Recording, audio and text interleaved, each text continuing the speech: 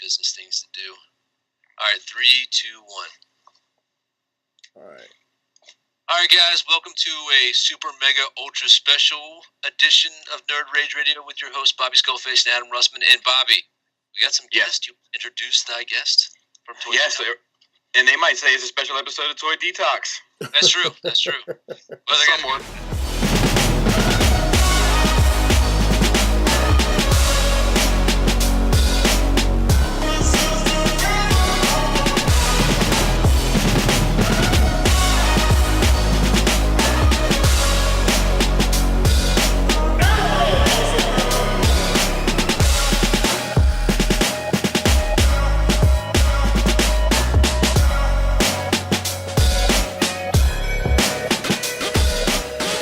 Welcome back for the first time, geek enthusiasts and lovers of the plastic crack. This is your safe space, free from safety. So put your hands on some plastic.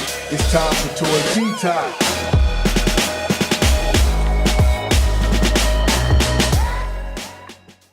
all right, You there, Adam? I'm here. Okay, now no one say anything. No one say anything, because now that I have you all, hey, welcome back to another episode of Toy Detox.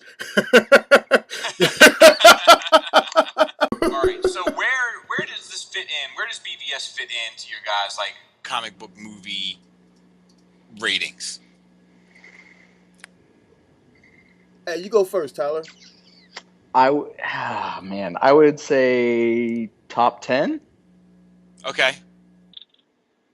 Not okay. I would think my main thing, and I'm talking about the big two. I'm talking big DC Marvel properties, right? Because like you start getting into like the Watchmen and like 300 and shit like that, it becomes something different, right? Okay. But like for me, like I think my number one is still The Dark Knight. I read reviews that said that people are going to argue whether what's greater, The Dark Knight or this. Like I don't plan on having that argument with anyone. And I think that my number two is probably Man of Steel. Actually, no, it's probably the other Dark Knight movies. I think that this probably comes after all the Dark Knight movies, Man of Steel and Winter Soldier for me. You know what? I don't know if I can fairly make that judgment yet, because I'm so gassed up from last night. I'll be totally biased. Like as it stands right now, I don't even want to include it in the rest of the comic book movie ratings. You know what I'm saying? Yeah. Are we doing just DCU, or are we adding Marvel? DC and Marvel, like, but no Watchmen, no V for Vendetta, no shit like that. Okay, so just the big two. Just the tights and fins. Okay, I think that's Winter Soldier's better. I do too. I think that Dark Knight is better. I do too. I gotta go look at like a list of fucking movies. Possibly Iron Man was better, but there's some shit in Iron Man that I don't like. But there's also some shit in Iron Man that I give a pass because it was like the first big Marvel movie. I think it was better than all the X-Men movies for me. Definitely better than the Wolverine movies. You think it was better than Deadpool? I think it's apples and oranges. But I mean, just in terms of how successfully it tells the story. But see, I think it successfully tells a story. I just think that there's some things about the story I wasn't ready for that story. I don't know. I feel like we were arguing last night about how, like, because we both had some different interpretations. I think that maybe, is not super successful. I think it's better than Thor. I would agree with that. I don't know if it's better than Ragnarok though, and I like Ragnarok even though people hate it. Right, same here. I don't see, like, and here's another hard one, right? Like parts of Guardians of the Galaxy was more successful, but there's some also stuff in Guardians of the Galaxy that I'm fine with, right? But I feel like if I'm fine with that shit, then I have to be fine with the shit that I'm not fine with BVS. You know what I mean? I think Batman Begins was more successful than it, but I do like it better than Dark Knight Rises. See, I look at it, and everything. The primary reason why I can't make that judgment yet is because most of the movies that we would put it on scale with, they've had sequels. We've had time to sit with them. They've had time to fester in our psyche. You know what I'm saying? Whereas this just happened last night. Yeah, I agree. I agree with that. I do have a question for everybody. Is anybody here who did not like Man of Steel? Did this movie fix things about Man of Steel that they did not like? I love Man of Steel. I like Man of Steel too. I Yeah, but enjoyed I'm Man of not. Steel. But is there anything about Man of Steel that you didn't like when you first saw it, and now this is a new? No, because the things that I don't like about Man of Steel is I feel like Man of Steel, same with this one, like it does some shit that it doesn't earn. Mm-hmm. And I feel like Jonathan Kent's death is a waste, and that really doesn't have anything to do with this one. Well, explain that. Why do you say that? Why do I think his death was a waste? Okay, so I think that story-wise, Jonathan Kent dies in Man of Steel to prove a point to Clark that it's not worth coming out in the open about his powers. But it's not too long after that we see that he's like on an oil rig with no shirt on, saving people from falling shit on fire. I mean, that's like a decade later, though. Okay, so it's after. It's after that moment is my point. So, like, giving his father's life up didn't change his ways, ultimately. And I think personally that Kent dying of a heart attack is important. I think it's important to who Superman is. Like, I think, like, it's like, for me, I mean, it's almost up there with Bruce being an orphan. It's that element of forcing Clark to see, like, one, you're not a human. You're never going to have these types of problems. This is some human shit that you just don't get. And two, you can't fucking save everybody. Exactly. So, like, that for me is important. So, like, and I don't I don't hate that element of that story enough to dislike Man of Steel. I like Man of Steel a good bit, but it is something that sits in my craw a little funny.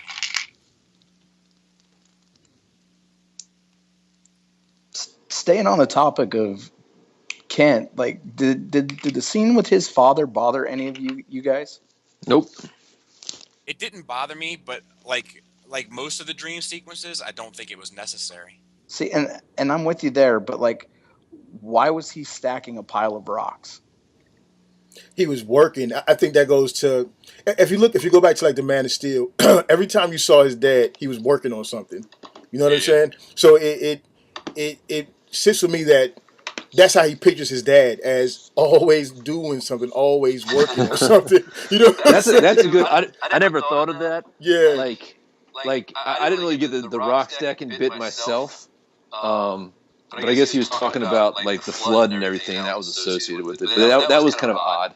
He's always fucking doing. It's like he can't sit his ass down. He's always doing. He's like a farmer. Yeah, he's always doing something. I also think that Clark, and I guess I got it even more so last night. Tyler, you mentioned the line that Clark gave when he was all beat down and he was on Lois's patio when he was all feeling all sorry for himself and all of that, right? It came across like so clear then that he just can't get out of his father. Like, he's trying to live up to something that his father wanted him to be or not be, and he can't step out of that. And when Batman later on comes back and says, "You're not even the man," to me that resonated more than like you're not human. It's more like, you're that teenager, you're that boy, you haven't come into manhood yet. You know what I'm saying? And it's like he's always trying to prove that to his father's dead ghost that, yeah, I am a man, but I really don't think I'm a man. You know what I'm saying? And I like all of the Batman Superman interactions prior to the flip. Like I feel like we kind of become chummy a little quick. Yeah, there was definitely a Step Brothers moment in there for me. Yeah. Like, yeah. Our moms had the same first name. Did we just become best friends? Yep. Yep. That's a good comparison. That's what I said last night at the funeral when he was like, and Tyler, you said something too that kind of put me back on the right path with it. But it's just when he was at the funeral and he told Wonder Woman, he was like, "I failed him in life. I won't fail him in death or whatever." And I still feel like you don't really know that motherfucker. You know what I'm saying? Like, right, exactly. I thought the same thing. See, Tyler, explain what you were saying about it. no, I was gonna say I don't think it was so much of their interaction. I think what, at least in my opinion, what Bruce was trying to convey was like, I failed him in life, is meaning like I passed judgment on him. I had preconceived notions about him, but what I really thought. I agree with that. Like, Now, if I were to follow that line of thinking, though, how is that really failing him? That's more just being a Because judgmental if asshole. he didn't reach out to him, if he didn't offer an olive branch and just go after him, none of that shit would have happened. They would have stopped Lex before any of that shit happened. yep. Yeah, but that's not Batman's style, though. Well, regardless if it's his style or not, he's still man enough to realize that his tactics on that were wrong, and he rushed to judgment because of his anger and his bitterness. And didn't realize that this dude was here to help. I mean, here's the thing too, man. Like after that incident, 18 months, Superman was doing Superman shit, and the world loved him. We were just coming to, like, we had already hit the apex of the Superman love, and he was on the downward trend at the start of that film.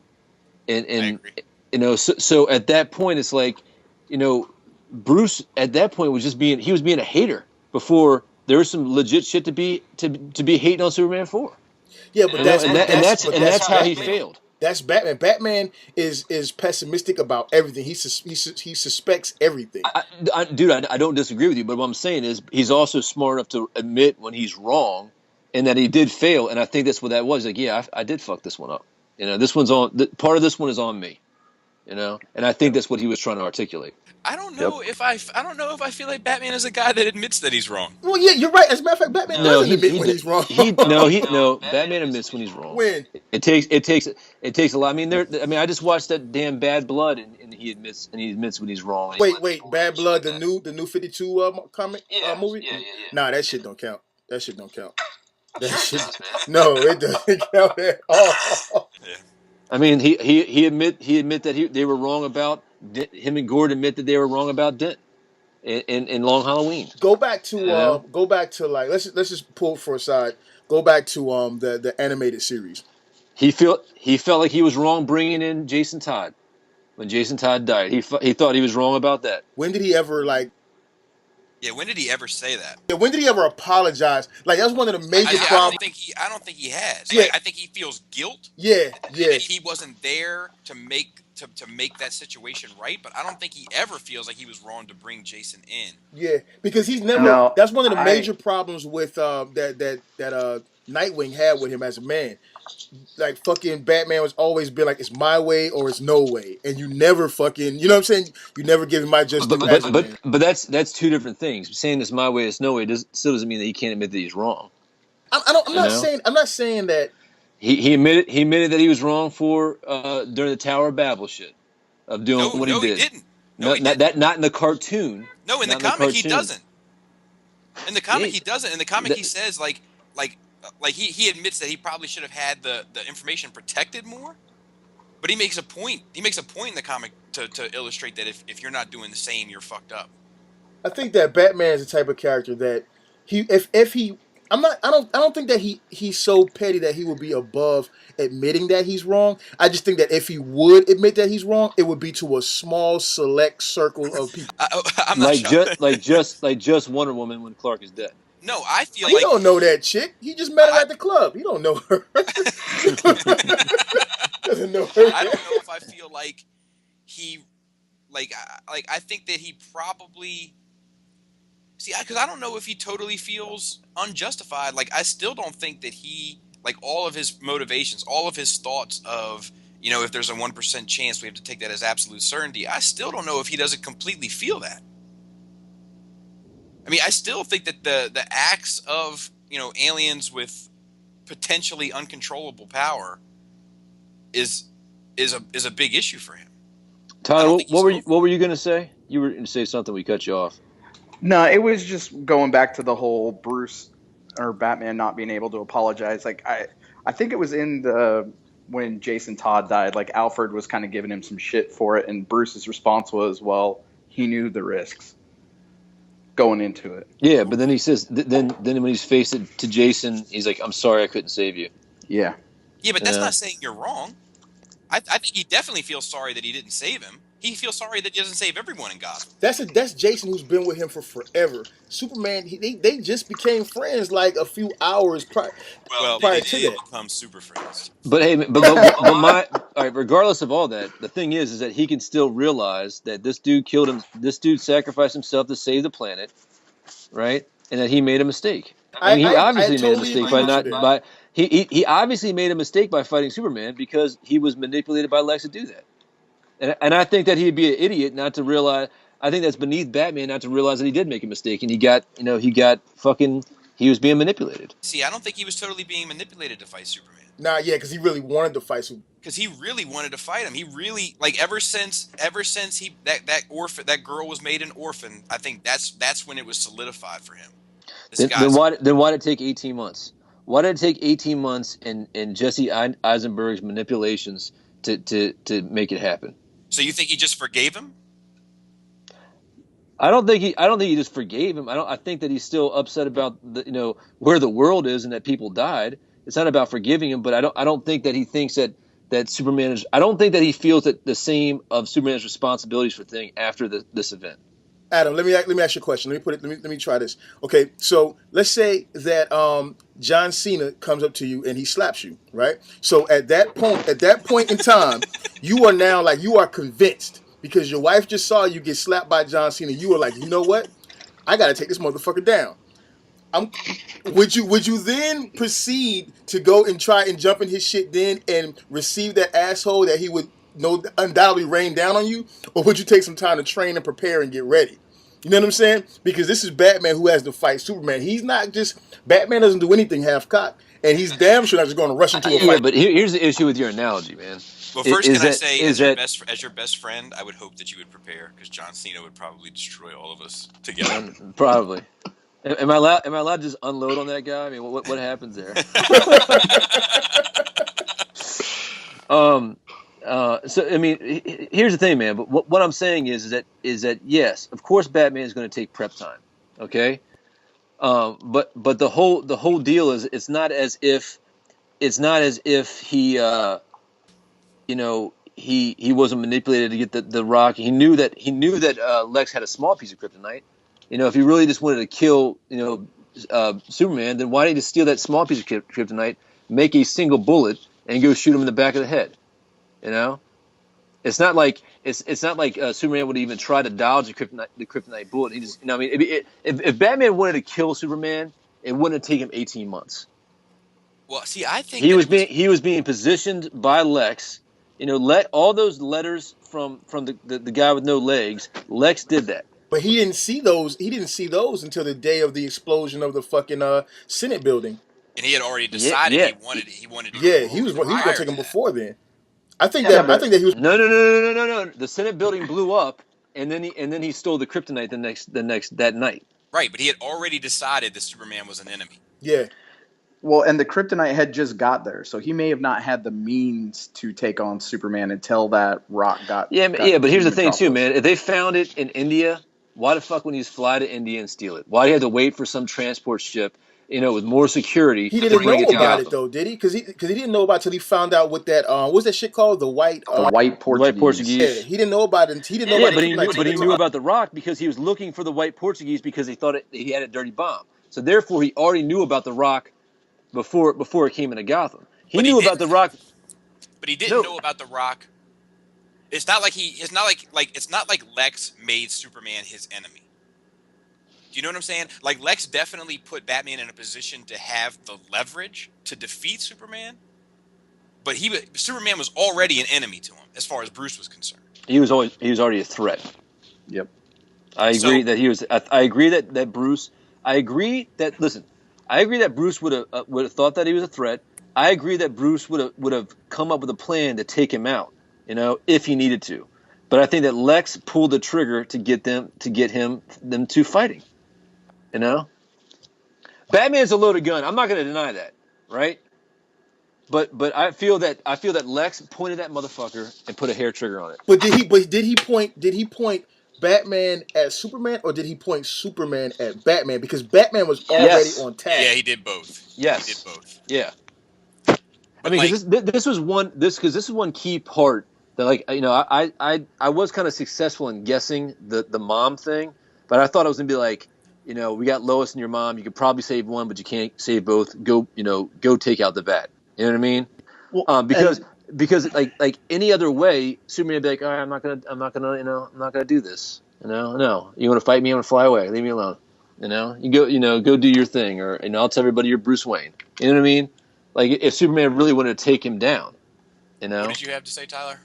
No, I was just gonna say, like, the whole mom bit kind of bothered me. Like, I think they were already on the cusp of getting ready to throw down. Like, I don't think the mom piece really needed to be in there. Well, okay, so here's how I feel about that.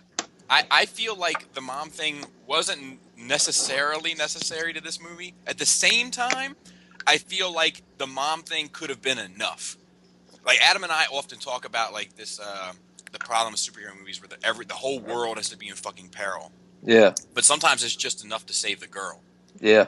And I feel like if we would have just nixed Doomsday altogether, done the death of Superman later on, and then just had that moment where Bruce beats Clark and then realizes what's going on, goes and saves Martha, and then Superman and fucking and Batman go and fight Lex. And even if Lex had used the Kryptonian technology to create a suit, and they would have gone to war with the suit, that for me would have been a more concise movie.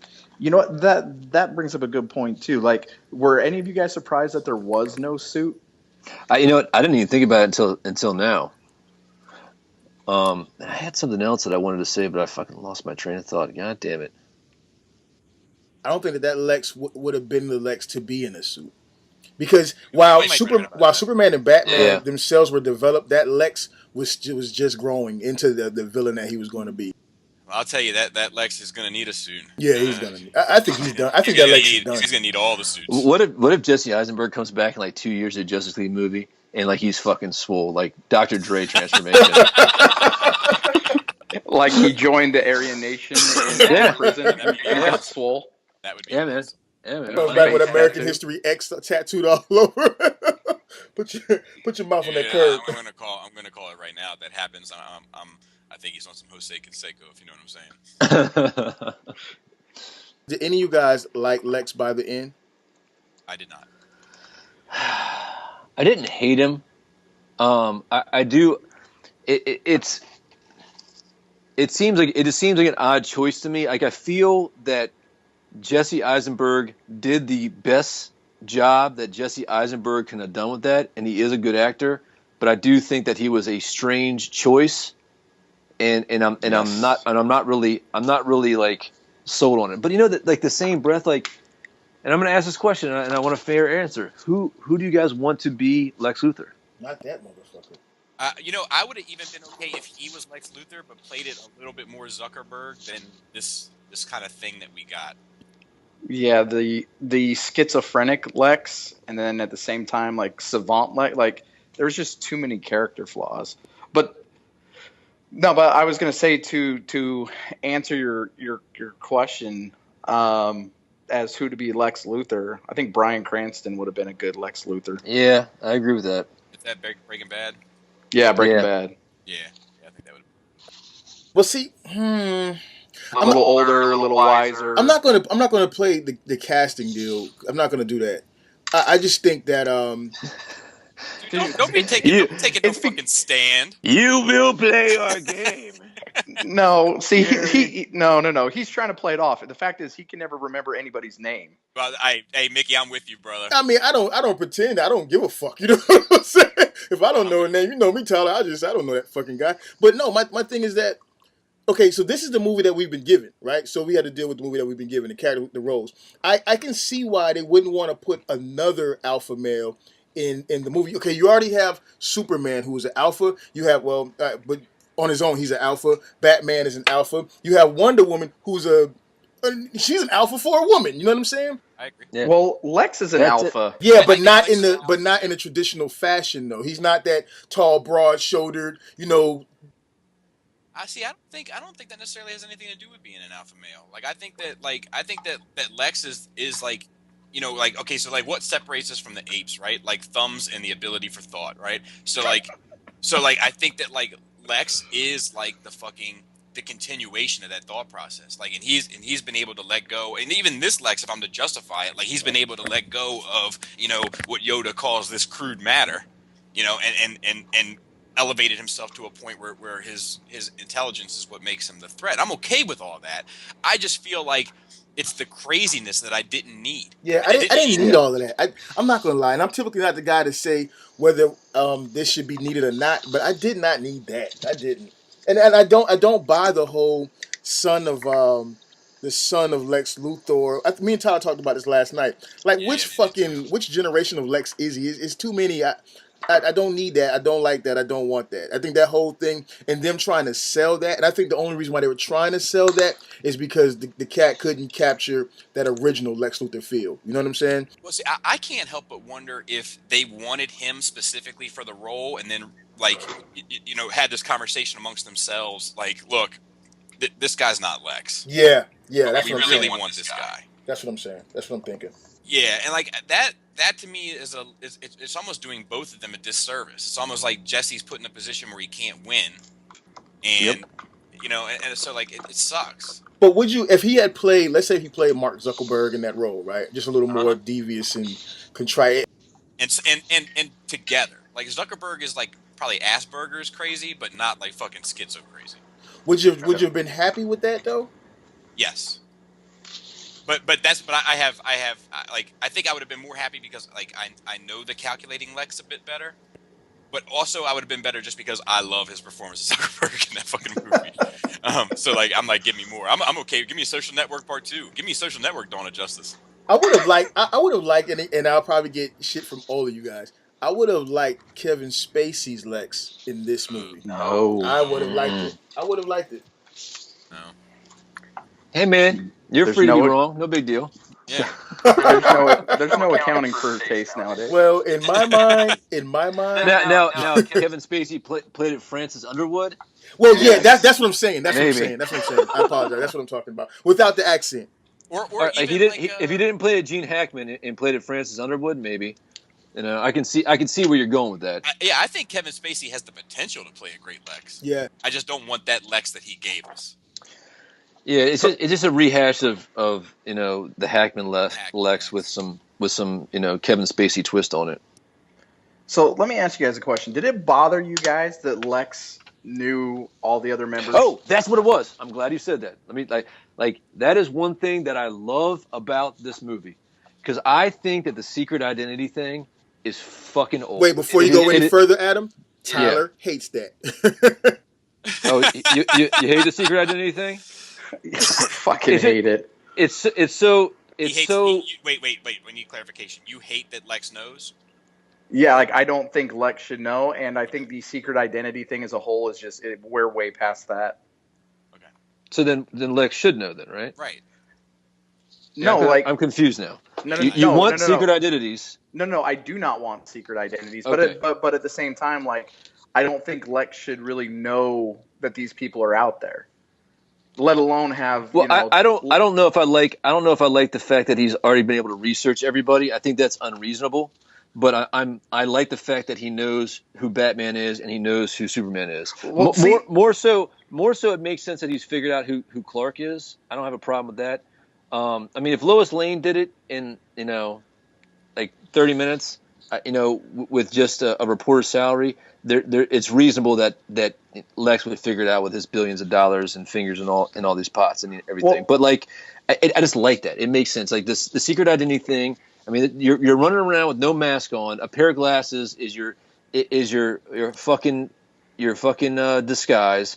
And you know what? It's there's cameras everywhere. It's only a matter of time before you're recognized. Okay, You know? well, let me try to rephrase this. Like, I'm good with Lex knowing Superman and Batman. Superman is obviously he's been out there. Batman is already well established. What I don't like is the other members of Justice League.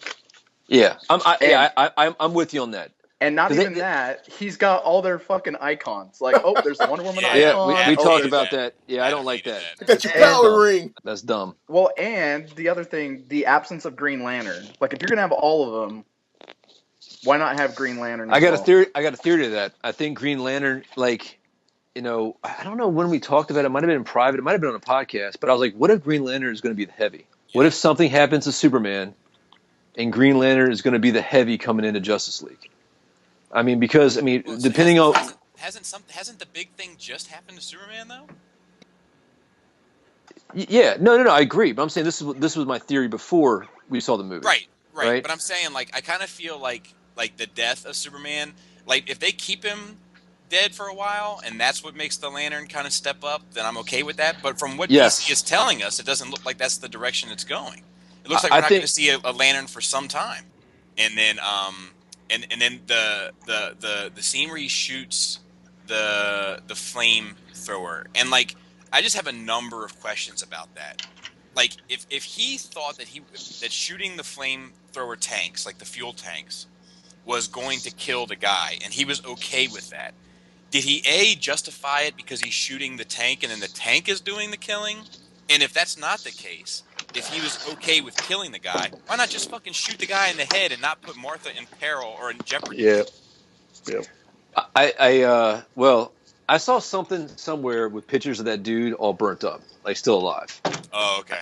So I think that's probably what's going to happen. Like, he's going to survive that. Okay. You know? See, I don't think that this Batman, at the point that he is now in his career of Batmaning, I don't think that he's obviously not living by that same code, and I think he's okay with it to a certain. Yeah, I don't think he's out there being a Punisher, but he's not executing people. And actually, Zack Snyder explained Batman's view on killing people, and it's kind of like the collateral damage thing. Like, if I take out, if you throw a grenade, if you pull a grenade, and I throw a guy into you and the grenade goes off, well, that's your fault. You're the one who pulled the grenade. You know what I mean? So it's almost like kind of like a law enforcement type thing. Like if the criminal activity is causing death to themselves or other criminals, well, that's on them. And I'm fine with that. I don't care. I think the whole killing thing, like, he's not an executioner. You know what I mean? But when it comes down to it, sometimes sometimes you got to break a few omelets. A few eggs make an omelet. Yeah, that's where I'm at. I think that he's been through so much shit. Like that line, I mentioned it before. That line that he said to Alfred in the old Batcave, where he's talking about how many good guys stay good. You know what I'm saying? Yeah. I think he's just past that point, man. Well, he's drinking too. Yeah. Well, Alfred's seriously drinking. Yeah. Dude, was it me, or did like Alfred steal every scene he was in? Yeah. I like Jeremy Irons. Dude, he was a different Alfred. He wasn't, he wasn't a Michael Caine.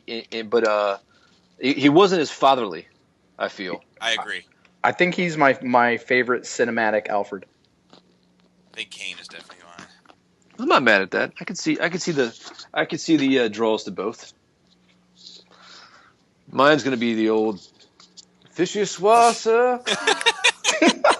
It's supposed to be cold. It's supposed to be cold. Tell her.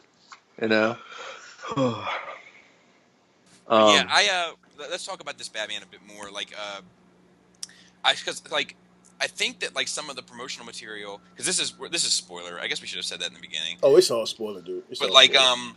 Okay, so two of the things that were really worrying people when the promotional footage of this stuff was hitting was him with that sniper rifle on that tower.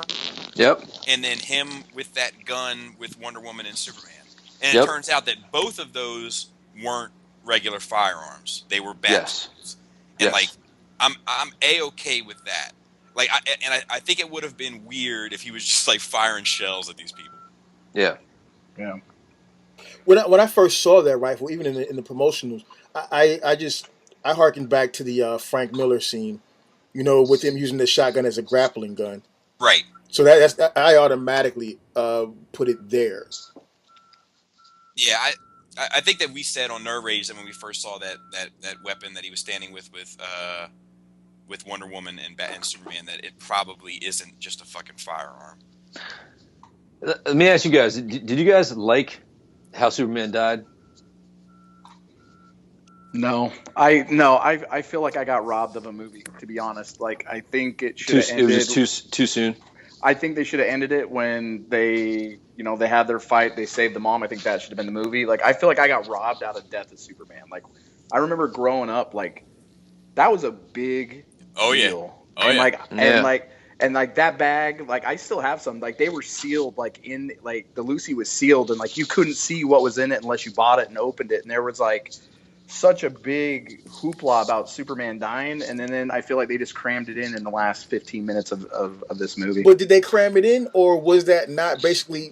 Did we not basically in this movie get a bit of Batman versus Superman? I'm sorry, a bit of the Dark Knight Returns with Frank Miller, and then a bit of Death of Superman is what it See, seemed but like. that's what I was gonna say. Let me ask you this: would you like? And I'm asking myself the same thing as I'm asking you. Don't get me wrong. Would you have been okay with Doomsday being in it and been defeated and Superman not dying? Hell no. Yeah. See that's that's my big thing. Myself. Yeah, that's my big thing exactly. It's like don't get me wrong, man. I'm not even a super fan of the Death of Superman storyline because there's so much in it that's kind of wrong for comic books. Because basically it killed death in comic books, and like I got to be a critic of that at some point. And it was a marketing scheme. For DC, it wasn't like they were committed. They were committed to actually telling the story for the sake of being a story. But that's not entirely true. I mean, everything that DC does and Marvel does is a marketing scheme. But like, there was like the story to how that story came about was like they had their meetings every year on what they were going to do with the future of DC, and the running joke was, let's kill him. Let's kill him. Yeah, and then. For whatever reason, they were out of ideas this time, and somebody said, "Let's kill him," and they were like, "You know what? Let's do it." And like, my problem with that is that like it's a fanboy problem. Like, my favorite scenes in Death of Superman are not in this movie. And I said this on Nerd Rage last night, but just to reiterate real quick without wasting too much time, my favorite bit of Death of Superman is that Martha can't go to the funeral. Yeah, like there's so much press. And they're still hiding his identity, and it's fucking heart wrenching that she can't go to her own son's funeral. So her and Jonathan Kent take a box of his belongings out into the cornfield and bury him and have their own private funeral. Yeah, and then doesn't Jonathan have a heart attack at that point? I don't think so. I think he has a heart attack. Maybe I don't know. I don't know. He goes to the afterlife, sees Clark there. But it's like some demons, and like he drags Clark back as a ghost and wakes up. He's like he's still alive. That was and then like you had the four Supermen series that started. Well, then the other thing the other great part of that moment is that Lois finally cracks. Like she's been keeping it together for everyone, like doing like the interviews and doing the news coverage of it. And she calls Martha and she fucking has an emotional breakdown. And then Martha gets her shit together and goes and helps Lois and like has a purpose in the world again. And like that's the type of shit why I read comics. Yeah. I agree. Since those are my favorite things, I didn't see them. It kind of bummed me out. What did you guys think about the nuclear corpse of Superman floating in space? The look of it, because to me, I was like, "Oh, that's so straight out of fucking Dark Knight Returns." Well, well, before we get there, I think they were a little too quick to launch that nuke, man. That was like a 3-minute decision. It was like, get him now. Yeah, true. That was kind of crazy. I mean, I thought it was fine. I mean, it was like, oh, that's cool, you know. It is straight out of Dark Knight Returns. I'm not even sure if I don't think I put that together, Brave, until you just saying it. Yeah, when I saw it, dude, and they nuked the shit out of him, he was like just floating. I mean, because at first the camera pans in from his hand, and then it pans over to the rest of him, and his face is all sucked up. He looks all fucking like dried up zombie and shit, right? Yeah. That was so awesome. I mean, obviously in the book, he crashes to Earth and all of that stuff, but I was like, wow, they're fucking really. They're paying the fans a little bit here and there throughout the movie. He was all skinny and shit. Yeah, you know what I mean? And then he comes back to life with the sun. Huh? I'm going to see it in like 2.5 hours again. I am as well, I'll have some sir. more insight. I am as well. But hey, guys, I got to roll. I got to actually do some work today. Thanks for having me on and doing the share thing, guys. Really appreciate it. Really helps us out. Hey, it was good to meet you, man. Absolutely, man. We gotta get together. You guys coming to Skullfest? I'm trying to. I got to see what happens. Try not. Do or do not. We will see what happens. All right, guys. Take care. All right, Adam. Later. I'm still down to talk. Let's go. Let's Hell go, yeah. bro. Let's go. But yeah, like what I love about this movie is what I continue to love about DC movies, and it's the shit that critics are criticizing it for. Is I love the fucking tone, man. I love the fucking tone. I love how serious it is. I love how it feels like a movie and not a comic book movie. Yeah, well, and there's some weight to it. Like, it was heavy. We like when I was walking out of the theater, there was a lady, like, you know, she's a couple steps ahead of me, her and her boyfriend, husband, whatever, and she was like, she was straight like, that wasn't a funny movie. Right. Like, she was just like, and she was like, I like the Avengers, and I just smiled, and I was like, yep, they did it right. Well, like that's the question, right? Like what should these movies be doing? Like, should they be comedies? Because I feel like that's like where Marvel is taking it, with the exception of the Captain America films, that they're kind of becoming just comedies with action in them, and that's not what I want out of superhero movies. No, well, and like that was the thing too. Well, there's a couple jokes in there and a couple one-liners that I think they tried but didn't pay off. Like the whole, I agree. Like, I'm a friend of your son's, and she's like, I figured with the cape. Yeah. And then there was like a pause, and like there's a couple people who laughed in the theater, but I was just kind of like, oof. Yeah, same here. It didn't go over well. That's the crowd feeder right there. Like, you know, for the regular people who don't know any information on the characters and shit like that. Yeah, I know, but it didn't work, I think. Yeah. Well, I mean, in the theater I was in, everybody laughed. All the jokes, especially the ones that I hated, everybody laughed. You know what I'm saying? Ours was like this. Yeah, exactly. That's exactly what it was. In the theater I was in, everybody laughed. My wife was fucking just, she loved it. She loved the whole thing, and for her to love something, it's got to be good, you know. But the kids, we walked out of the theater, and the kids were like, "God, that movie sucked," and I was like, "Yeah, it was perfect then." And how old are your kids, Brave?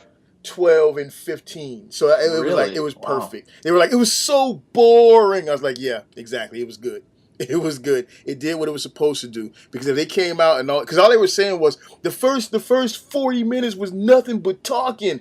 That lets me know that the movie was going the way I wanted it to go. You know what I'm saying? Yeah. Well, you know, it's funny because like there was an awful lot of kids at my showing. More than I've ever seen.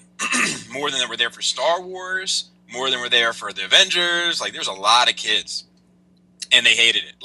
I always sit. I don't know if you guys are front row people or back row people, but I always sit in the back row. Yeah, same with me. I sit in the middle. I don't fucking like people behind me. I'm like, I don't know. I don't have PTSD or anything, but you would think I did. That's the strangest thing about me. Like, I don't like being in the crowd. I don't like having people all around me and next to me. But in the movie theater, I have to be like in the center. Yeah, so that's crazy. I'm seated perfectly. I'm a nervous, like, anxious wreck. Like, and this is before like young white people started shooting at movie theaters. A part of that is like my eyes suck though. My eyes suck balls. So. Oh, okay. Hey, you know what? I was going to ask you guys. Did you guys see Law Enforcement at the movie theaters? No. No. Okay. Mm-mm. No, but there was like Star Wars. It was like a fucking militia. It was like a police state. Yeah, I was going to say we had like movie going in New Jersey's new for me, so we can get to that in a second. But like any of the other movies, like even like Deadpool, any of these other ones, like there was nothing. But this one, like there was cops, because I went to a movie theater that was in a mall. They were standing like outside the general area, and then they were standing. There's one inside the lobby, and there's another two kind of like behind like where they take your tickets at. But isn't that because the last Batman movie got shot up by that nut? Was it the last Batman movie that got shot up? That was the last one. It was Dark Knight Rises. Yeah. By the nutbag. Yeah, in Denver. Yeah. By the CIA tool. Here we go. Here we go. Get the tinfoil hats. It's happening. It's going down. But I think that I don't know. I think that this is going to be a polarizing movie, man. Like I think that people are gonna feel something about it. Like nobody is gonna walk out of there and shrug their shoulders. You know what I mean? I tell you what, I'm not seeing. Okay, everything that came out before. I think we talked about this, Bobby. I know. Me and Tyler talked about it. All the early reviews and everything. Everybody was talking shit about how bad it was and this, that, and the third. But thus far, since it's come out, all of the reaction I've seen has been positive. I mean, yeah, you had some I hate this or I hate that, but everyone's been like ecstatic about the movie. You know what I'm saying? Yeah. So I'm wondering, where the fuck did all that other shit come from? Was it just like for press? You know, where just trying to get clicks? I think it's from people that have that, like, I think that Marvel has kind of set an expectation for people of what to expect in this type of movie, and DC is definitely not going that route, which I like. Yeah. Now we've already started to see these Warner Brothers come out and make statements about, Justice League will not be as dark and all this shit. Like, I think that would be a fail. That they're gonna buckle. Yeah, I don't want them to though, man, because that would be a fail in my eyes. You can go left, you can go right, but you gotta pick a direction and you gotta stick with it. You know what I'm saying? Agree. You gotta make a choice, and if you're gonna make a choice to be serious, then fucking own that shit and be in that. You know? I agree. I can do a few little jokes here and there and shit, but don't take me to the fucking Guardians of the Galaxy with Superman and Batman. Yeah, well, that's the thing. I like Guardians of the Galaxy a lot, but like okay, so like I say this about Marvel movies all the time, but like I think with Marvel movies they walk a fine line, man, on whether or not they're laughing with you or laughing at you. I never got that. I heard you say that. I never got that. Like I never got what you were meaning. So let me try to so Rocket, right? Rocket making Star-Lord carry the fake leg around, and then getting into the ship and Rocket saying like, "Oh, you actually did it? Awesome." Like, that's laughing with you. You know what I mean? Like, that's an appreciation of that character, that prank, the way that Star-Lord is a little on the gullible side. Like, and like everybody gets it. The filmmakers get it. The audience gets it. We're laughing together. The creators get it. Everybody's laughing. But like Star-Lord doing fucking Michael Jackson dance in front of one of the most powerful beings of the universe, and everybody kind of being okay with that, that to me seems like a mockery. Are you saying that the film creators are calling us stupid for thinking it's funny, or what are you saying? I'm saying that they are. I'm saying that decision is purely based on getting young people to think this is funny and not being respectful of the characters that they have control over. Like, it's done for the wrong reasons. Yep, I'm with you there. Like, it's not adding context to anything. It's not contributing. It's the joke for the sake of being a joke. Absolutely. Okay, well, let me ask you this question, and I'm gonna play the other side of this because I like playing the other side. Sure. So, sure. Of course you do. Okay, so we got to sell tickets. Like my favorite type of women. Yeah, we got to sell tickets. All right, and like this kind of goes to the Transformer talks that we have sometimes, right? We got to sell tickets. We got to appeal to a broad spectrum of people, right? So as fans, as hardcore fans who know the subject matter, we expect certain things, but shouldn't there be room for it to be like jokes for no reason other than just being a joke? Because it's a movie. We're supposed to go there to also enjoy it. I agree. I absolutely agree. But like, I don't think that it needs to be at the expense of the integrity of the character. Like, Star-Lord in the comics, Star-Lord who he is not the guy that's going to breakdance in front of fucking what's his name? Shit, dude, what's that dude's name? He wears a green suit in the comics. Yeah, yeah, he's not going to do that. And like, there's an awful lot about Guardians of the Galaxy that's wrong in terms of Star-Lord. You know, like, well, I mean, Brave, you brought up Bumblebee. Like, when he's taking a piss on that guy, like, it added nothing. It was the sake of making a funny joke, like, ha ha ha, he's draining his oil, he's peeing on him. Yeah, on but in fairness, that whole movie, the whole Transformer movie line is basically a bunch of not adding anything and for the sake of what it looks like. So, well, you're the one who brought it up. I know, but when you bring up the Transformer movies, I automatically just shut down and I go on to the line to the thought process of this shit was stupid. I think it's the same type of thing though. I'm not comparing them because the Transformers is that to the extreme. You know what I mean? Where they do not give one single fuck about that franchise. All they care about is that bottom line. And I don't think that Marvel is that way. You know what I mean? I don't want anybody to mistake or, you know what I mean, misinterpret my words. I don't think that they're that way, Marvel films. But I do think that they make a conscious effort to appease the date crowd audience. But aren't they supposed to? Aren't they I don't supposed know. to? I don't know. Well- Do you feel like Dark Knight does that? No. Hmm. Hell no. Well, So- let's think about it. Let's think about it. Well, let me put this out there. Do you guys feel like there, even in the Marvel, that there's been a tone change since Disney took over? And I know Disney said that they're going to leave Marvel Studios alone, but I definitely feel like it's getting a little more tongue in cheek. It's getting a little more campy as these things are going on, excluding Deadpool. As Well, compared to what that's though? not really the same thing though. But like okay, so let's well, I would say yes in a lot of ways, except for one. Like Captain America movies seem to be this beacon of light and hope in Marvel films for me. Like Winter Soldier for me is easily the best Marvel movie, like by leaps and bounds. I would agree with you there. But the reason why it's so good is because it takes itself seriously. It doesn't take itself as a joke, even though there's funny parts. Like that's how you do it. Like that's how you walk that tightrope. You know what I mean? Like there's never like a moment where you're like, who are you? I'm Winter Soldier. What? I'm Winter Soldier. What? I never heard of that name. You just accept it, right? You know, like I don't know. It doesn't sacrifice itself for the Friday night audience. No, I get what you're going. I get where you're going with it. I understand what you're saying. And I think that's what I love. That's what I love about Man of Steel. Even though I have some issues with Man of Steel, that's what I love about Man of Steel is that like Man of Steel doesn't make any apologies at all, and it plays it serious. It plays it, you know, it means it. So like, go ahead. So you bring up the Man of Steel, right? And I had a professor a couple quarters back, and a guy named by the name of Joe something, and I can't remember his last name. Joseph something. His last name is fucking hard to pronounce. So you obviously paid attention in class. And you know what? At the point of him disrespecting the Man of Steel to my face in front of the classroom and making it a point for the rest of the fucking quarter to harp on the Man of Steel and use it as his example,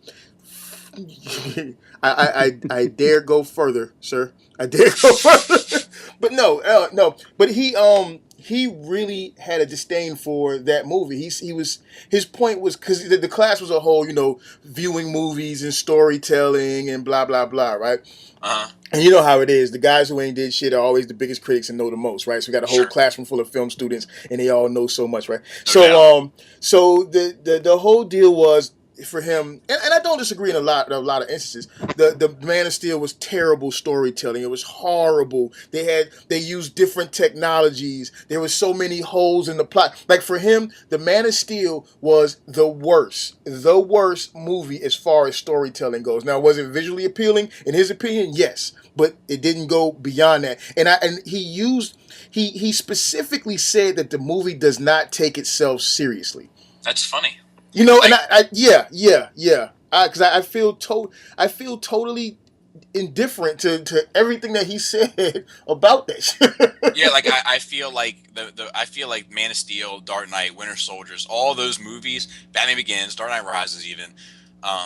What makes them so good is that they take themselves serious. Like they, I don't know. I think that is the key to what makes these kind of fantastic things. Even The Watchmen, you know what I mean? Like it takes itself seriously.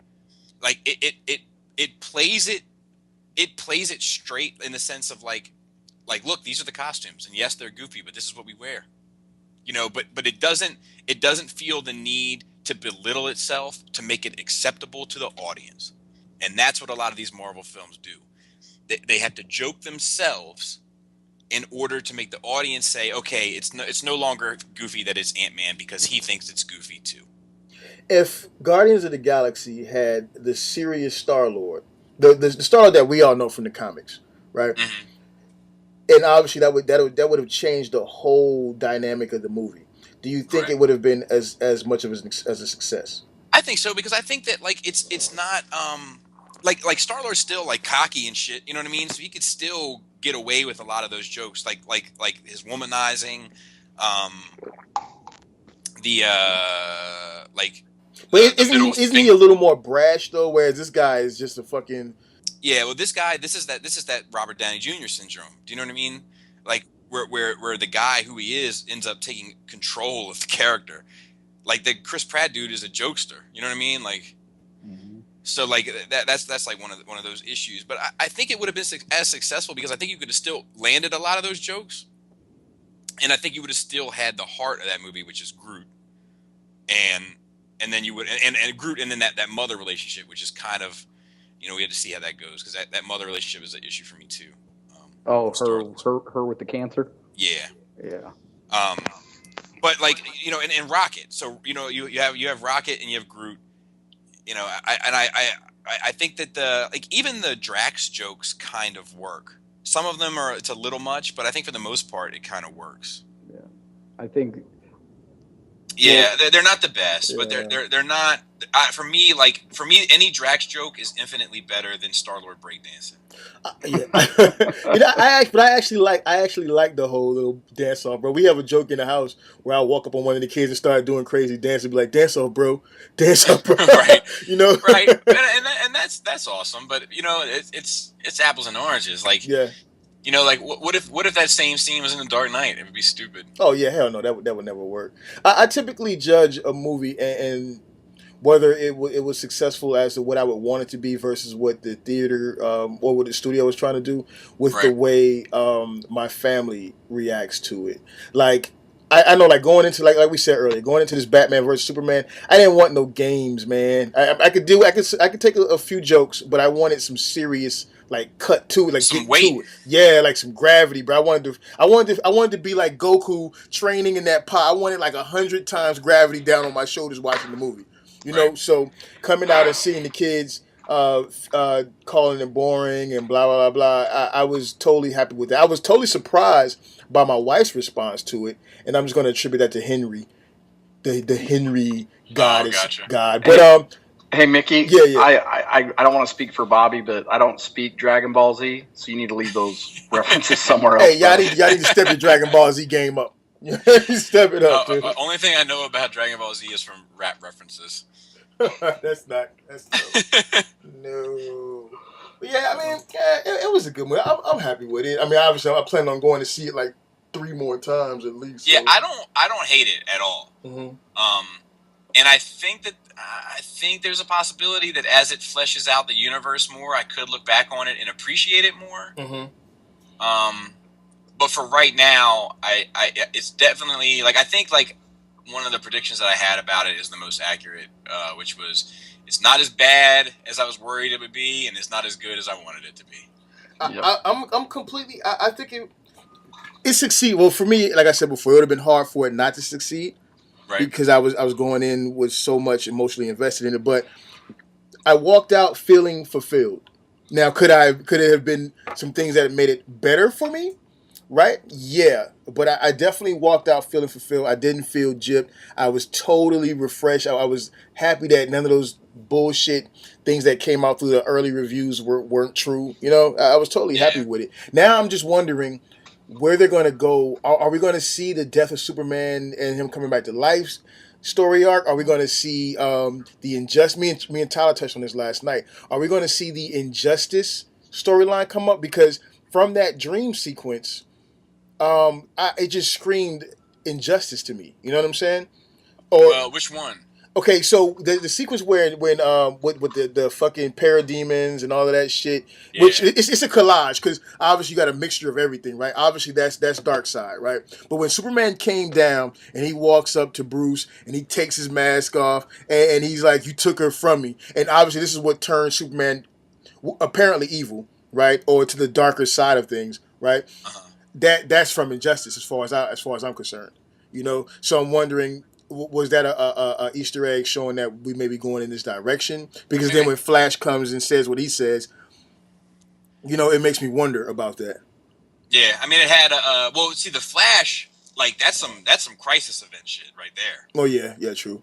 And that him saying him having that realization I'm too soon, I'm that shit. Even talk about it now gives me the chills. That's just some shit. I if you would have just asked me 10 years ago, will you ever see Flash on the big screen on the cosmic treadmill or whatever, the time treadmill, whatever it is, tapping into the Speed Force and fucking going through time, I'd have been like, you're out of your goddamn mind. I didn't even realize it was fucking Flash until me and Tyler talked last night. I was like, who the fuck what the fuck is that? You know? Yeah, because he's got that little like futuristic. Yeah, I was like, what the fuck is that? But my thought was that he came because I heard him say, and correct me if I'm wrong, guys, but I heard him say to Bruce, "You were right about him. He's not what, or he is what you thought he was, or something along those lines." He said you were right about him. You were always right. It's right to fear him. Yeah, you see what I'm saying? So to me, that goes crisis, injustice, along that lines. I don't know. I'm just wondering. Yeah, that definitely lends itself. That statement lends itself to definitely more of the injustice, that you were right to fear him. But like my thing is like he makes a point to say like, you know, like it's Lois. It's always been about Lois. Yeah.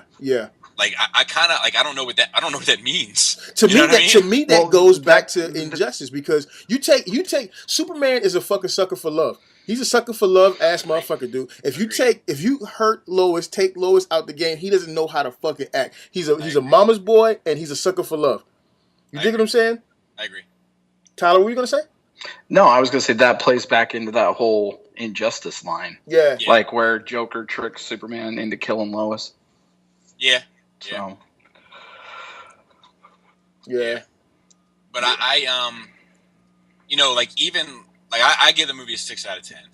But I'm when I'm comparing a 6 out of 10, I'm just kind of comparing it with like on its own as a standalone. Like, and but I like it better than I like you know most Marvel films. I mean, I'm not trying to make it a Marvel versus DC thing because I love both. But I enjoyed it a fair bit. It just wasn't. It didn't do what I wanted it to do. What did you want it to do? I think I wanted it to have, because one of my main complaints about it is I don't feel like I got enough character out of it. Like I feel like they had to tell this story, and like as a result, I got a Superman movie where Superman is barely in it. I got a Batman movie that gave me more on Batman, but like I kind of feel like he's the one character we don't need more on. Like I feel like at this point everybody's got a good grip on Batman. Yeah, you know what? I felt like it was a Batman movie. And they rewrote this, and they turned the script into Superman. I feel like it was a Batman movie, but it was the Batman movie that I've been wanting and have always wanted. Because I felt like it was truer to what Batman is in my eyes over the span of time, versus like I felt like the Christian Bale Batman was the Christian Bale Batman, the Nolan Batman, and every now and again they pull a little something from the comics. You know what I'm saying? But really? I felt like that's how I felt. But I felt like this was. I mean, don't get me wrong. It's Batman. Batman is still Batman, right? It's not like it was fucking that damn Ocean 11 Batman, right? But I felt like this was the Batman movie that I have always wanted. Like I was telling Tyler last night, that scene where you first see Batman in action and the cop is fucking afraid and the criminal is afraid. Adam and I talked about that as well. That's great. That's how Batman. That's how Batman is perceived by the people of Gotham. They're like, they are afraid of him. He was in that fucking corner like a monster. That's Batman. So from there, I was good, dude. Yeah, I was good from there, bro. The demon. Yeah. I was totally. Yeah, they called him like the devil, I think. Yeah. You know, like that was fucking badass. I love that. But like my only complaint with that is that like it does have a lot of that Dark Knight Batman kind of vibe. And that's just like Dark Knight Returns vibe. And that's just not my favorite Batman. Like I love that Batman for what it is, but I only love that Batman for what it is based on the other Batman that I know for so long. Like there is scenes in there, like, you know, like he does kind of hand out death like, or at least death-like circumstances, a little bit more willy-nilly than I would prefer. You know, like him drinking, the casual sex, stuff like that. Like that's just not the Batman I know. You wanted the younger Batman, but I like that young Batman in his prime. I like that's like I talked about this on Nerd Rage. Like that's the Batman I feel like I haven't seen yet. I feel like the movie that takes place between Dark Knight and Dark Knight Rises is the movie. Or the movie that takes place, I don't know, like that should have taken place right between there if he hadn't quit, is the movie that I want to see. Like I want to see Batman at the top of his game, purely 100% dedicated to the cause. Like, but see, that's what Nolan and them were trying to do, and they never. I mean, they did a good job. I'm not trying to shit on them, but they never captured that. What you're saying, I feel like they never captured that. Yeah, well, I don't feel like okay, so we get Batman Begins, which is him learning to be Batman. And then we get the Dark Knight, which is where he should have been at the top of his game, and he's not. Yeah. You know, it's like he's getting there. And then he quit, and then he comes back, not in his prime anymore. So I never got like that Batman completely in his prime, 100% focused, wouldn't drink, doesn't care about women. You know what I mean? Like that's the Batman I want. They dropped the ball. Yeah. They dropped the ball. But still, with this universe, I haven't got it. Now, I might get it with this because they're talking about this Batman film. This next Affleck film might be a flashback, like a prequel.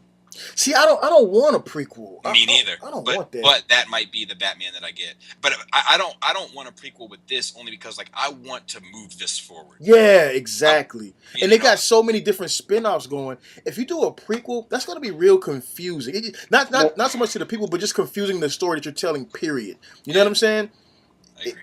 Yeah. Well, I was gonna say I don't want a prequel. Like I kind of want Batman to kind of live with the actions of this movie. Yeah. Exactly. To like have him live with the death of Superman. In every universe he goes in. And maybe it's Superman's death that brings the Justice League together in this universe.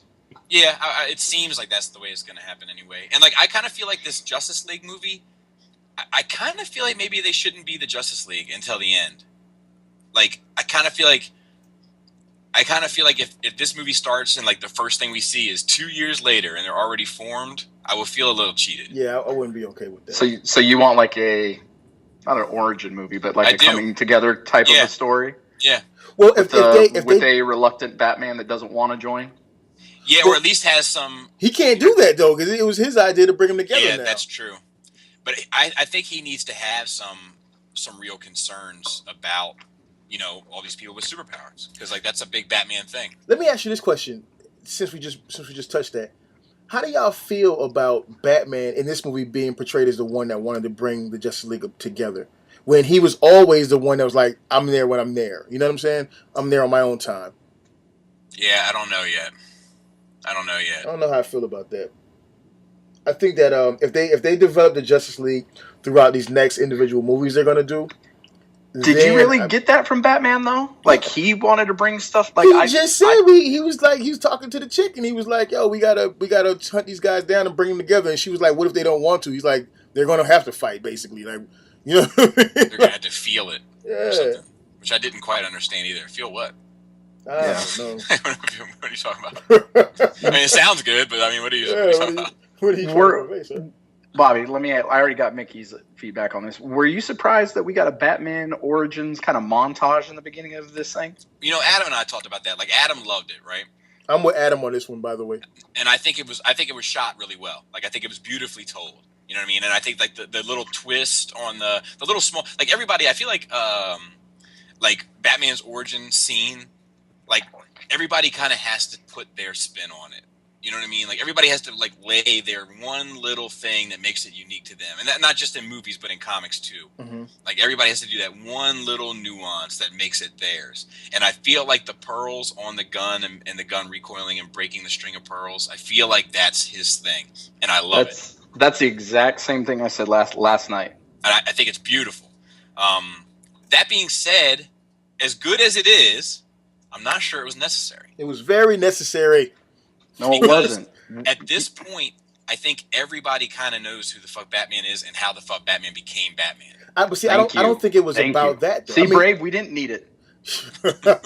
I don't think it was just about that. I think because Batman was so obsessed. Bruce Wayne, screw Batman. Bruce Wayne was so obsessive throughout this movie with destroying Superman, just so hardline about it. I think they had to show just how damaged he is. I think that sequence, the dream sequences, I think all of those things serve the purpose of showing you just how damaged Bruce Wayne was. Even when you go into the point of saying, how many good guys stayed good, and all of that crap. Yeah, I want to know more about that. Man. Huh? I want to know more about that. Yeah, I do want to know more about that one. Well, see, but that whole line made me think of the Christopher Nolan ones, where it's like, you either die the hero or you live long enough to become the villain. Yeah, but like, I want to know, like, is that saying that fucking Joker is Jason Todd? No, I don't think so. Well, you know what? Maybe. Ooh, hey. Well, let me ask you that. Were you surprised we didn't get a Joker in some way, shape, or form in this? Only because I had read that he wasn't going to be in it. I was not. That would have fucked it up, dude. When the reviews came out, it was like they said that Joker and Riddler were initially going to be in it. Because, like, the Riddler has a little scene in there. Does he? like not a scene, but like a head nod to him. What? Like when he gets those pictures, that question mark. Like it's like, is this justice or whatever? Yeah. You think that was for the Riddler? You think that was a nod I to think the Riddler? that might have been the Riddler tapping in, only because of the illustration of that question mark. If it wasn't, it was very. Riddler, if it was Lex, it was Lex making him think it was the Riddler. I think. Yeah, because I want to say, how could that be? Because Lex sent those out. Do we have confirmation? Go ahead. No, well, what he's trying to say, Mickey, is it's like the font. Like it looks like the Riddler logo. Yeah, like it's not just a regular question mark. Like it's Riddler's question mark. I think you guys are kind of reaching on this one. No. You got to see that question mark, dude. Like people don't make like you. I guarantee you, Brave, you have never written anything in your life and put that question mark. That's the realest. That's the realest question mark he ever wrote. Well, see, like I was waiting for something, and like that end scene, like where Lex is in the prison and the Batman like disappears. Yeah. I was just waiting to hear like a Joker cackle. I did expect to get a little Joker there. I'm not going to lie, but I think that would have been interesting. If you would have put Joker and Riddler in this movie, that would have, or just Joker alone, that would have solidified it as a Batman movie and not a Superman movie. And I think they had to fight hard to make this to return this to a Superman movie. And ask like I would have loved to hear the Joker's laugh in that cage too. Yeah. Like let me ask you this: would it have been gratuitous? Yeah, I think so. I think it would have been like you were saying earlier about the jokes just for the sake of doing it. Right. I feel like it would have been just maybe like he happens to be in the same prison. Well, he could have stuck him in Arkham because apparently, Metropolis and Gotham are now across the water from each other. Yeah. Yeah, that does seem that did seem. I'll tell you, like Lenny told me that they were, because he saw it earlier than I did, and like when he told me that, I was like, I'm actually okay with that. But then seeing it in the theater, like seeing when he was like looking across the water at the bat symbol in the air, I was like, this actually does feel weird to me. Yeah, see, I was in the same thing, and like I was telling Brave, like I always kind of took Gotham as New York and Metropolis as Chicago. Yeah, I have too. Yeah, I've always felt that same way until I watched the cartoons, until the Justice League cartoons, because Batman was always just so close. But here's a thought though. Okay, so if Gotham is just across the bay or whatever, right? So when the bat symbol shines, meaning there's trouble, and Superman can fly all over. Where do you go to fucking Chile to rescue the girl or whatever? But you can't go across the bay to help her out when you see the bat symbol go up. I think that kind of messes that up, dude. Because I think that because the problem is that Superman is he's a global hero, right? And then to have a superhero right in the next town over, I don't know about that one. But I know that being that we're going to get Batman in the Suicide Squad, and then we're going to get Batman movies. Yeah, I'm good with them not having Joker in this one. Yeah, me too. Because that would have been unfair to old Henry. Well, so there's 30. Like they've established that there's going to be 30 additional minutes, right, when this thing comes out on Blu-ray, which I'm not sure it needs. Well, I want it all. Give me 40. Hang on, like. What would you like to see in that 30 minutes? Like, is there any holes or anything you guys would want to see filled in? I want more character stuff with Superman. I want to see Superman struggling with his place in the world, like with him wanting to do good and people hating him, like that turn. I want to see him enjoying people love him and then people hating him. Like I want to see those things about Superman. I want to see him wrestle with those things. Like I feel like I haven't got enough character as Superman. And I feel like Superman is one of those characters that the world really needs to know how cool he is and how interesting he is, but they don't because they just see him as the Boy Scout because there just isn't enough. So you want the extended balcony scene? Yeah, I want it wouldn't break my heart if there was a few more. You know what I mean? Like an extended balcony scene and then a few other scenes kind of scattered throughout of those sorts of things. Have a scene with him talking with Jimmy Olsen or something like that. Talking about Superman. I thought the scene with his mom, I thought got cut kind of short when he was standing there, like overlooking the cornfield or whatever. Like I was expecting more dialogue there. I would like to see. I would like to see more Batman in action in Gotham. Well, that's what we got, though. We got. You just want another Batman movie, man. Yeah, I do. No, because if you think about it, we got Batman.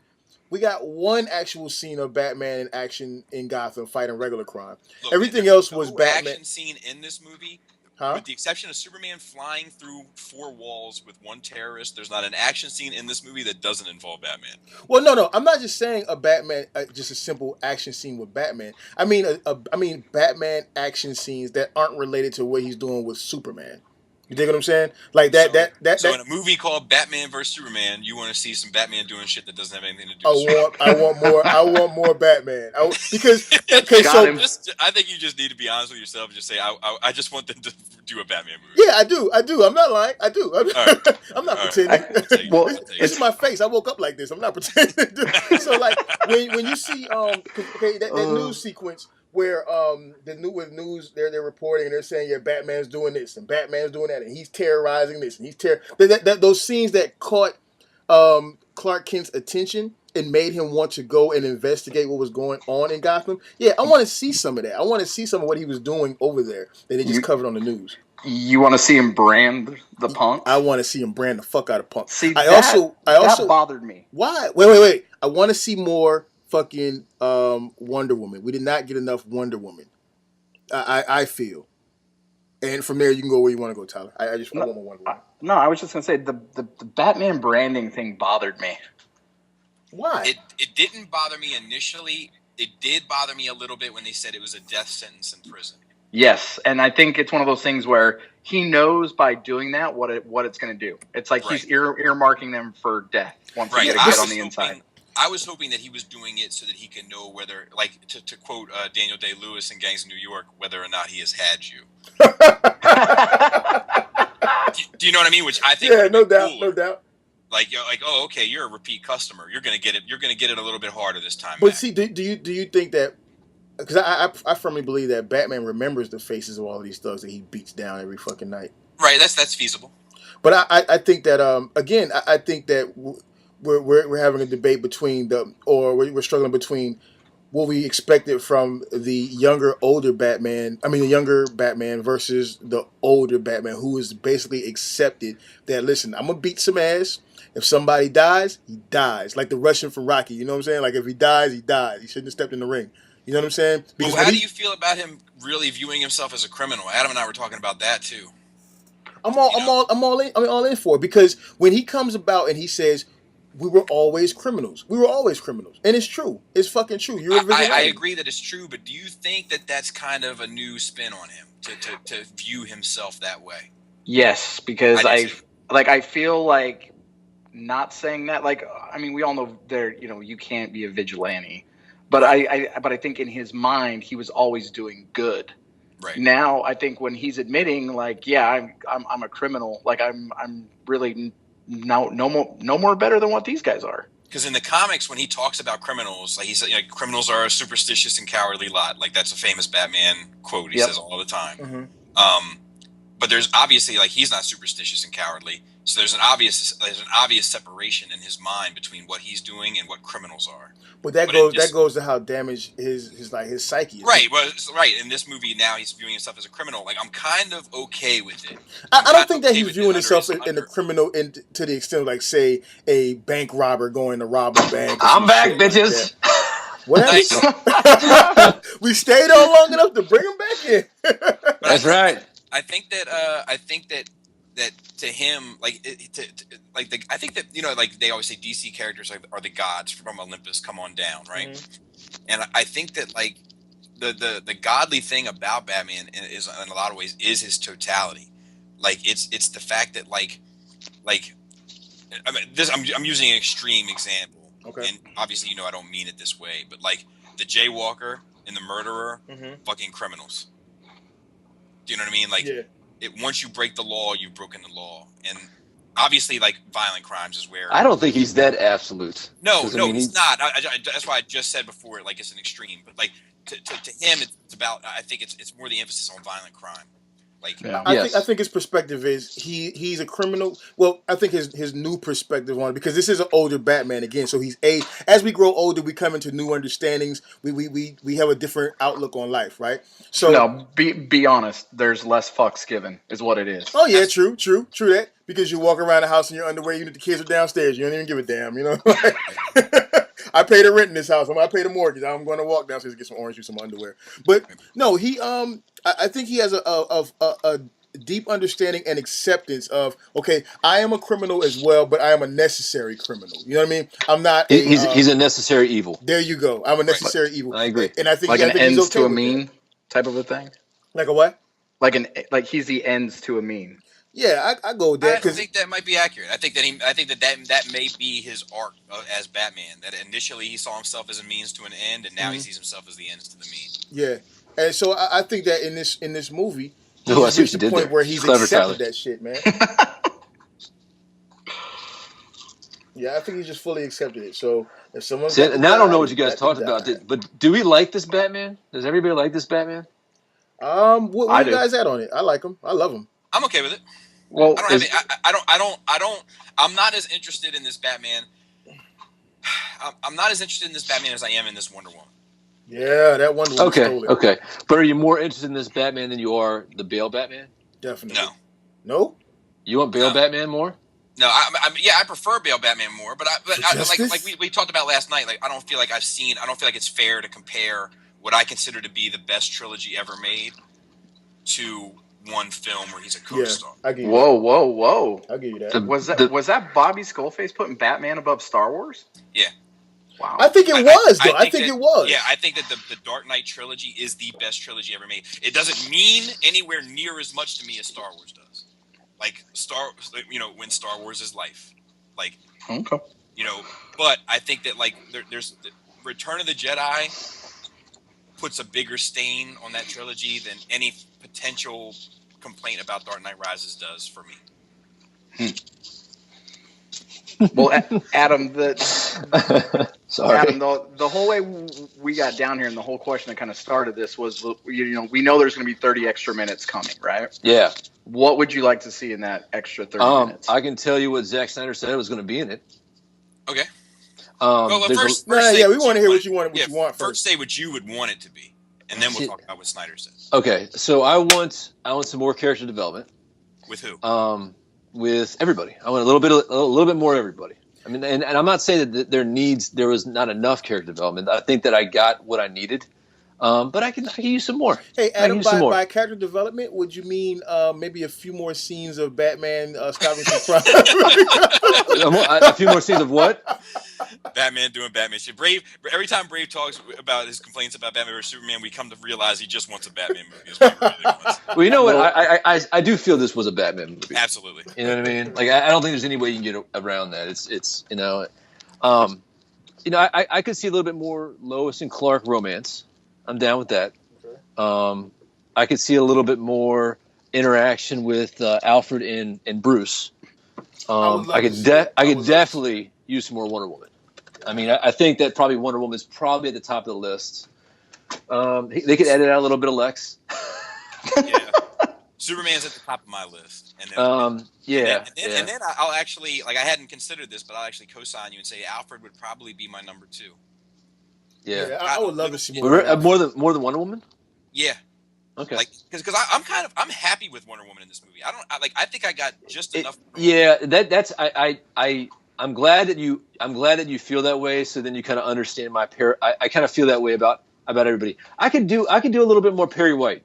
I actually wouldn't mind seeing a little bit of more mentorship with Perry and Clark. As long as it had to do with Clark, because I feel like Clark is the one real untapped resource. Yes, not Superman. I don't think Perry ever needs to touch Superman. No, I don't think he needs to touch Superman either. But I think that when I say that, I mean both Clark and Superman. But I think that the Perry White conversation that you're talking about hypothetically should be with Clark.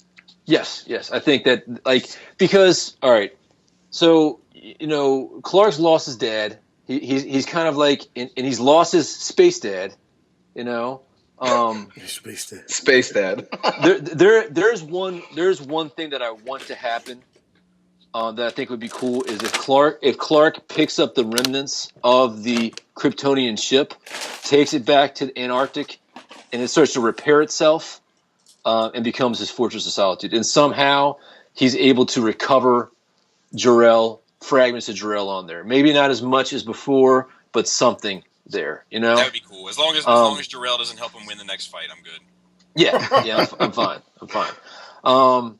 But anyway, back to the Perry thing is, I mean, like, you know, my man Lawrence he's a fucking phenomenal actor, man, and like Absolutely. I like his Perry White, and like I think that he can get in there and have some development to help Clark find his way, because it still seems like Clark's a little lost with like what he's doing, and I think that would be an excellent way to boost him up, because here's the thing that I'm worried about. I don't want Batman. Batman's definitely older than Clark, and even though they will establish a friendship and a mutual respect for each other's ideologies, they still maintain their own. But because this Batman is so much older than Superman, I don't want him to be, looking up to Batman as a father figure. I think it'd be better coming from Perry, and I still think that this Superman needs a father figure. I got two things. I got two things I want to ask out to you specifically. Well, real quick, I want to comment on it just for a second. Uh-huh. I think one thing that these movies are missing to help Superman be more established and Clark be more established, which is like Clark is Superman, right? Like yeah, So what I think is missing is that Jimmy Olsen relationship. I agree. If we establish that dynamic, we could learn a lot more about Clark. But I think it's opening up. I think it's too soon though, because I don't think Clark has found himself yet. Like I feel that we're like in season 6 of Smallville with this Clark. Ugh. Yeah. But do you hear what I'm saying though? No, I disagree. Unfortunately. No. You totally haven't with seen you. I'm season totally 6 with you. of Smallville, Bob. You've only seen up to season 5, right? Are you sure? I can't remember. No, that was me that said ugh. Yeah, that was how I said it. But like, yeah, I think that this was the movie where we could have solidified him a bit more. Like that and like that is my of all even more so than Lex. My biggest like, it's not a complaint. It's just like the one thing that feels me like we said last night, like relatively empty. Yeah. Is yeah. But is that because? Let me say this. I look at the relationship that this Perry has with Clark, right? Mm-hmm. And then I look at Clark on as a whole in this particular movie more so than the last. Clark just feels like a lost character in this movie. You know what I'm saying? But I think he's supposed to be lost. Well, yeah, no. Yeah. I'm saying in the sense of, okay, when you go back to the original Superman movies, go back to any other Superman material, okay, Clark, even though Clark is a mask that Superman has put on, Clark is his own man. You know, so he might not be the manly man, but depending on what it depends on the Superman. Like, exactly. The 1980s Superman, like, he is Kal-El, and Clark is the disguise. Yeah, right? yeah. No, but what I'm saying. But since then that has changed, and Clark is who he is. He's a farm boy through and through, and Superman is the disguise, which is very opposite of Batman, because Batman is who he really is, and Bruce Wayne is the disguise. Mr. Russman, all of those things are nice, but that's not what I'm getting to. Okay. Well, then I'm missing your point. Yeah, because Adam, you're saying that you feel like he's lost, like he doesn't know where he is in the world, and I think what Brave is saying is that he's just kind of lost. Yeah, he's just like we just don't get enough of okay. him. You're being literal, not metaphorical. Yeah, metaphorical. Exactly. Okay. And when you're giving Brave too much credit. When you shut up, Tyler. So when you look at and then as contrasting that, when I look at Superman, he is not the man, and I probably touched on this earlier. He is not the man that he typically is in any of the other. He almost comes across as not an adult. He comes across to me as a millennial. You know what I'm saying? In that way where he's not standing on his own 2 feet. He's still trying to figure out. He's still looking for a father figure. Superman shouldn't still be looking for a father figure. You know, he should be dealing with the death of his father. I don't dislike that though. I don't dislike that, because some of my favorite Superman stories are shit like Birthright. You know? Are shit like my top Superman stories right now that I've read recently are the Earth 1 Superman, which that's exactly what you're saying, that he's lost trying to find himself, and I love Birthright. You know, like, so the last 2 reboots of Superman have been really fascinating to me, and it's not until we get he's been doing this for so long that he gets kind of boring, and I think that's one of the problems with his character is, like, when Superman is maxed out doing Superman stuff, it's kind of dull at that point. That's when, like, the Boy Scout comes out and it's like, all right, it's the same shit. You know, he's got everything figured out now because he got in Superman. Well, then maybe the issue for me then is, a matter of time frame, because okay, we have Batman who is developed. He's the old soldier now, right? Yeah. You have Wonder Woman who is just now coming into the picture, right? Are coming back. No, into the yeah, picture. coming back. See, we don't. what I'm That's the saying thing that coming into the picture. I fascinates mean, me, 'cause we coming don't into know what happened to her. no. That's not what I mean. I mean, coming into the focus of us seeing her, of being a part of the story. You know what I'm saying? Okay. So coming back, fine, I'll say that. And then you have Superman, who, according to that timeline, well, where the hell is the timeline? How about that? Where is the timeline? Because I think like, it's blended. 18 months. I like 18 I like Superman. You're very correct, Adam. I like Superman having to find himself, not being sure about himself. I kind of like that. But if we have a Superman who's still looking for a daddy, looking for a big brother, that does open him up. This goes to what Bobby was saying. That does open him up to Batman being his big brother at the YMCA versus being his equal. Yeah. You know what I'm saying? Yeah. And I kind of take issue with that. Let me ask you guys this question, right? How long, when Superman puts in that costume, is a reasonable time period for him to actually be fucking Superman? Like, how long does that take, in your mind, in your opinion? At least a year. Okay. And I think part of it is he's got to fill his powers out. But I think, and really find what he's capable of doing and what he can and can't do. But I think there's more, and this is kind of like with what you said earlier, like the more interesting Superman storylines, they're not about Superman, they're about Clark. Because with Superman, you can only go so deep before it's like, yep, he's Superman, he's indestructible. Yeah, it's either magic or kryptonite. What's it going to be today? Adam wasn't on when we were talking about it, but like when I was saying that, like, I want to see more with Superman wrestling with the idea that the world might hate him. Yeah. Because like that is one of the most interesting things that they do in the comics with that character, is that, like, as good as he is, as powerful as he is, as strong as he is, every time he touches something, he manages to fuck it up. Mm-hmm. And like that duality of I'll have to go back to that scene. I think it's in For Tomorrow. When he goes, go ahead. When he goes to that African country and takes away all their guns, they're like in the middle of a war, and like the next panel you see is just him standing on this pile of guns, and he just looks at them and goes, "No more." Yeah. And they start throwing rocks at each other, that aspect of Superman. Like, fuck, man. Like, every time I try to help, I can't help themselves from being them, and maybe I'm making it worse. Yeah, can't help them from being evil little monkeys. Yeah, and I wish I would have seen some scenes with him and a Jimmy Olsen character, or him and see, I don't know who else he would be talking to, but like maybe even Lois dealing with that. Like I'm trying to fucking help. Why do these people hate me? Look at what I've done. Like, look at who I've touched. Like, I'm.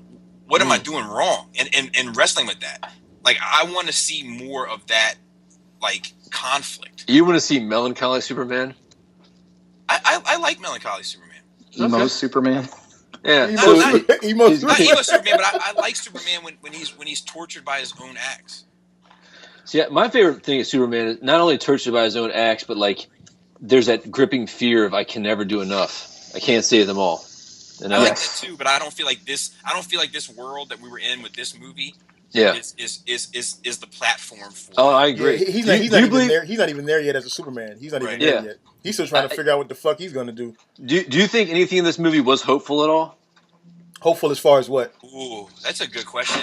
I'm gonna go with no. No. I mean, hopeful as far as what though? Just you think that anything inspired hope?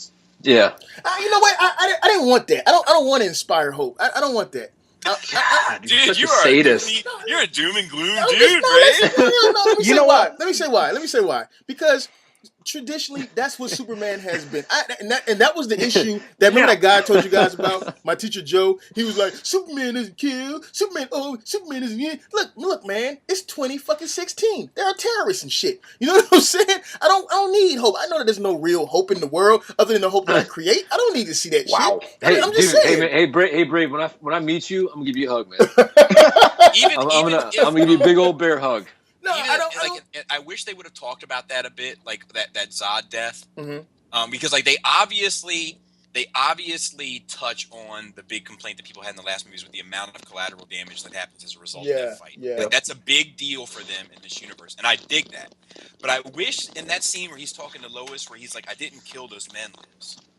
You know, I wish in that scene he was like, he said something to acknowledge the Zod impact. Yeah, that would have made sense because that was his first kill. Like, exactly. How do you not go back to that? I didn't kill those men, Lois. Like, I'll never feel that feeling again. Something. Yeah, that'd have been good. Did anybody have issues? Oh, I'm sorry. Let me go back though, because before I forget, I can tell you what Zack Snyder said in the 30 minutes. Go ahead. Well, hang on. Before we do that, Okay. I want to give my answer for. Okay. No. Like, and it's my Batman fan coming out, so I'm just gonna say that. It bothered me that we didn't see how Batman broke into LexCorp and took the kryptonite. Here you go with that bullshit.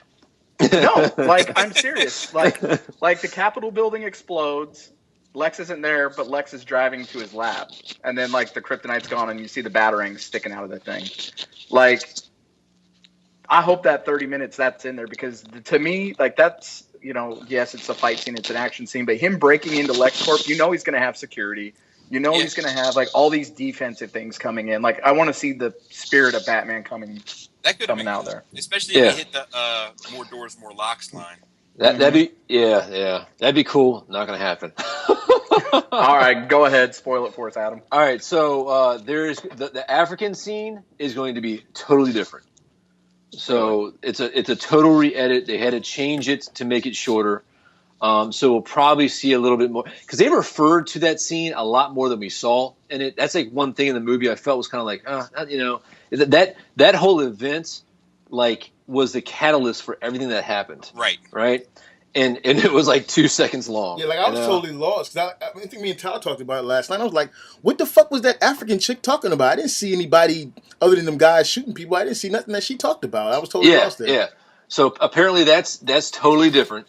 The fight scene with Doomsday, there was some stuff that was apparently too violent. Oh yes. Too violent for the PG-13, so they had to change that out. It was, you know, pretty epic.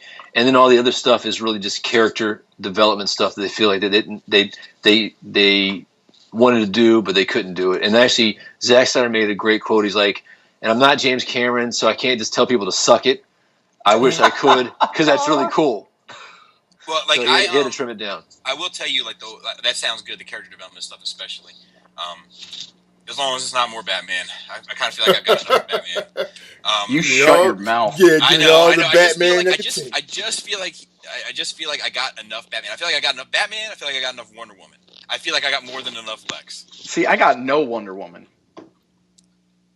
Really? I wanted to see Bruce Wayne. There wasn't enough. Woman. See, I had a feeling that we were going to see Wonder Woman at that party, and then we were going to see her at the end, and that was going to be it. So I guess my expectations were going to be were less in terms of her screen time. Speaking of party, just to kind of go back to Adam's question about, like, there is no hope in that movie. Well, real quick, let me just talk about the hope. I mean, not the hope. Let me talk about Wonder Woman All right, for a second. The one thing that I had lower expectations of beforehand and got a higher payoff regarding Wonder Woman was I got the soundtrack earlier this week and been listening to it. And the soundtrack I don't feel like went enough new places, but that's a different topic. But the Wonder Woman music. It's no pleasing you. The Wonder Woman music, when I was listening to it, I was like, this is weird. I like it, but it's not what I would expect in my mind to represent Wonder Woman. Seeing it on screen with Wonder Woman, fucking love it. Are you talking the war drums? It's those guitars. Guitar strings? No, the strings are with Lex. It's an electric guitar playing like what sounds like an Arabic. Oh yeah, because the drums are behind it, but it's like. Is it a sitar? Yeah, maybe. No, if it is, it's an electric sitar. No, because it was like in detuning and shit. It was like yeah, that shit was pretty badass. Like, I'm gonna bring it up. I think badass, Peter. I like each individual little intro music. Yeah, well, I kind of feel like I needed more from the shit. This is a long. I mean, I kind of feel like I needed more from the Batman music, like something that was more defining. Because like I love the Superman theme, but I love the Wonder Woman theme. but like I challenge anybody to hum the Batman theme right now. I couldn't hum any of that shit. Here, real quick, I'm gonna So, we gotta add. So I gotta talk to you guys for 26 minutes, 26 seconds. Dude, what is it with those people with the 30-second ads? Give me a break. Don't be jelly, bro. But this is they make the big bucks. But yeah, true that. But this guy's just posting the soundtrack. He just put a picture on there. This guy doesn't deserve all this ad money. I was gonna say the one time I did get like the chills or like that nostalgia feeling was like when the war drums hit and then she came out. Like that was the one time. That shit was that badass. whole movie. Yeah, there it is. Yeah, that. It's got like a whole like a Western Indies type sound to it, maybe. Definitely a sitar. But whatever it is, it's very electric. Like it's very amplified. It's not like an acoustic sound at all. No, there's definitely feedback in there. Yeah, but it's like that. Like when I heard it on the soundtrack, I was like, I dig it because it sounds aggressive, and I just like aggressive music anyway. I like aggressive content, I think, generally.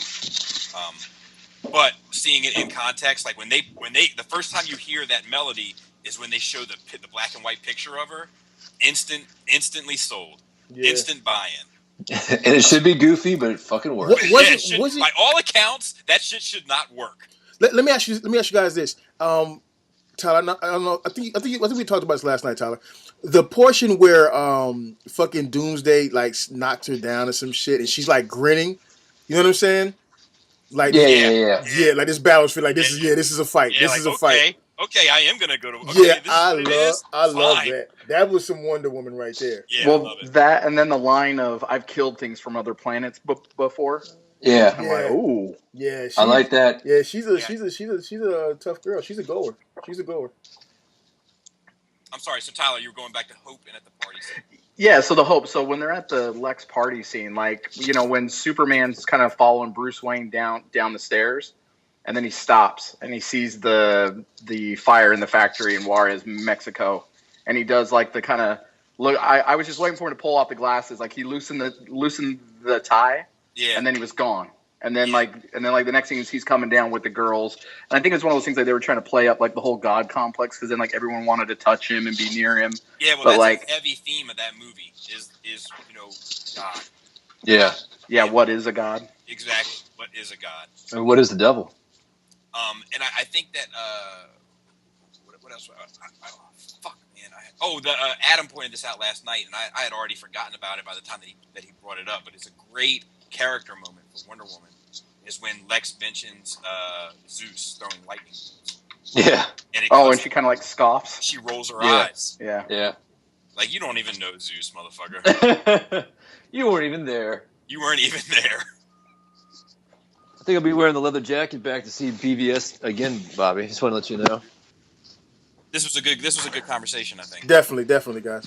So anyway, I hope we can do this again. I think this was good. I think we should. I think we definitely should. Yeah. No, never again. Editor doesn't like this. Do you guys have anything that you normally say on your way out? I can't remember. No, I know the music. I know the music comes in as you guys are talking. Yeah, we typically say the fucking show is over.